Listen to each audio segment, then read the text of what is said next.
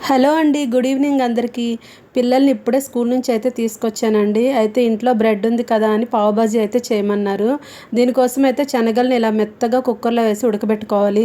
చిన్న పిల్లలు అనుకోండి ఏ పాలు, బిస్కెట్లు ఇస్తేనే తినేసి ఊరుకుంటారు. కానీ వీళ్ళు కాస్త పెద్ద పిల్లలు కదా! ఎప్పుడు ఏదో ఒకటి అడుగుతుంటారు. ఎగ్ ఫ్రైడ్ రైసో, లేకపోతే నూడిల్సో, లేకపోతే ఏదో ఒకటి అడుగుతారండి.